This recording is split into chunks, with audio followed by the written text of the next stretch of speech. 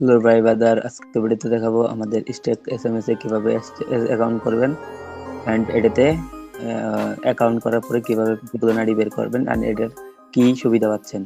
যখন আপনি অ্যাকাউন্ট করবেন অ্যান্ড ওটিপি মানে আসবেন, আইডি বের করবেন অ্যান্ড তার বদলে আপনারা নির্দিষ্ট পরিমাণে একটা অ্যামাউন্ট পাবেন, যেটা আপনারা উত্তোলন করতে পারবেন বিকাশের মাধ্যমে।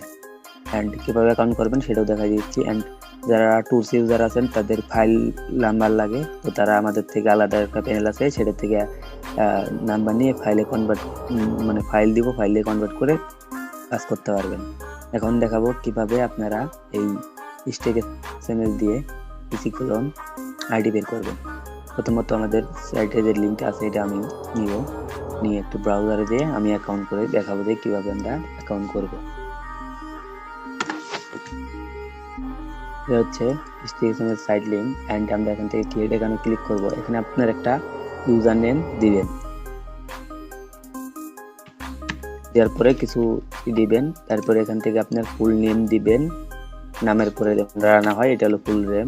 এখানে আপনার জিমেল মানে আপনার যে জিমেলটা এটা দিবেন অ্যান্ড আপনার ফোন নাম্বার দিবেন, 0 আছে 0 পর থেকে ফোন নাম্বারটা দিবেন। এখানে আমি একটা মেল দিব অ্যান্ড রিয়েল মেল দিবেন, মানে জিমেল ট্যাপ মেল দিলে হবে না। অ্যান্ড এখানে আপনার একটা ফোন নাম্বার দিবেন অ্যান্ড এজেন্ট মেল আমাদের গ্রুপে পেয়ে যাবেন একটা মেল, ওই এজেন্ট মেলটা এখানে দিবেন অ্যান্ড একটা পাসওয়ার্ড দিবেন, এখানে একই পাসওয়ার্ড দিবেন, যেটা হবে স্ট্রং এবং খুবই মনে করেন এই যে এটা বুক হতে হবে, তো পাসওয়ার্ডটা দেন, এটা বুক হলে তাহলে বুঝবেন যে পাসওয়ার্ডটা নিবে, এটা একই পাসওয়ার্ড এটা দিবেন। দেওয়ার পরে ক্রিয়েট অ্যাকাউন্টে ক্লিক করলে আপনার অ্যাকাউন্ট ক্রিয়েট হয়ে যাবে অ্যান্ড আপনারা এখান থেকে কি কি কাজ করতে পারবেন। এখান থেকে আমরা কাজ করতে পারবো Facebook PC clone, Facebook new ID and হচ্ছে ওটিপি ওয়ার্কিং এর যেহেতু কাজগুলো আছে অ্যান্ড যারা কাজ করতে চাচ্ছেন আমাদের সাথে অ্যান্ড এখান থেকে হোয়াটসঅ্যাপ টেলিগ্রাম হয়তো ওগুলো আমরা এখন প্যান রাখছি অ্যান্ড আমাদের তার জন্য আলাদা প্যানেল আসতে আছে খুব তাড়াতাড়ি পেয়ে যাবেন। আশা করি বুঝতে পারছেন যে আমাদের প্যানেলগুলো থেকে কিভাবে কাজ করবেন। তবে আমরা কিছু রেঞ্জ ধরা দেখাই দিতেছি কাজের বিষয়গুলো অ্যাকাউন্ট করার পরে। অ্যান্ড অ্যাকাউন্ট করার পরে জিমেলটা আমাদের সাপোর্ট যে আইডি থাকবে সাপোর্টে পাঠালে অ্যাপ্রুভ করে দিব। অ্যান্ড তার আগে আমি দেখাবো এখন আপনারা কিভাবে হচ্ছে